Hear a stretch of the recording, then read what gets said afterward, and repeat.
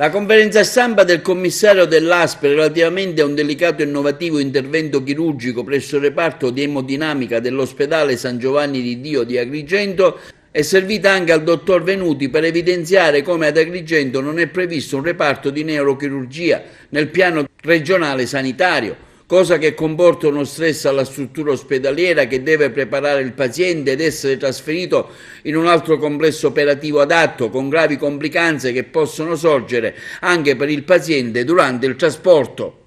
La scienza medica ci dimostra che questa è la procedura migliore, quasi sempre da preferirsi a quella chirurgica, cioè alla necessità che si ha in alcuni casi di intervenire con una attività chirurgica in neurochirurgia. Noi sappiamo perfettamente che la neurochirurgia, secondo la pianificazione sanitaria della regione siciliana, non è prevista in provincia di Agrigento, quindi in tutti i casi in cui c'è il dubbio di dover intervenire e c'è la necessità con tecniche tradizionali di intervenire in neurochirurgia, dobbiamo trasferire il paziente e questo trasferimento non è un momento facile perché può determinare rischi durante il trasporto e comunque determina un tempo, un ritardo tra il momento in cui si interviene e il momento in cui si è certi che la patologia sia intervenuta.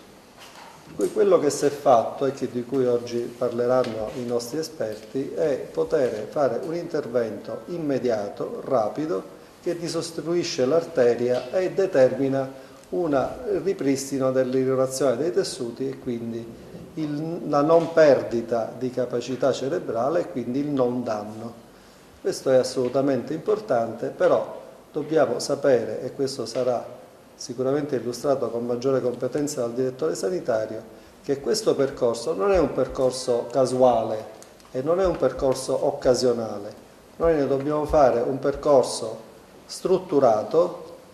in cui più esperti, più soggetti all'interno di una struttura ospedaliera articolata e ben dimensionata, che sicuramente possiamo avere ad Agrigento e tendenzialmente vogliamo avere anche a Sciacca, è un insieme di competenze che vanno integrate e devono operare sinergicamente. Cosa intendiamo dire? Che stiamo parlando di una patologia neurologica in cui i neurologi sono i primi che devono intervenire nella diagnosi e nella valutazione dell'appropriatezza di determinate cure. Quindi bisogna capire qual è la cura più opportuna caso per caso. Che i neurologi si avvalgono dei radiologi, che i cardiologi dei radiologi, ma che i cardiologi che hanno una notevole manualità e competenza nell'utilizzo di tecniche mini-invasive che si possono usare sia sul cuore ma anche sulla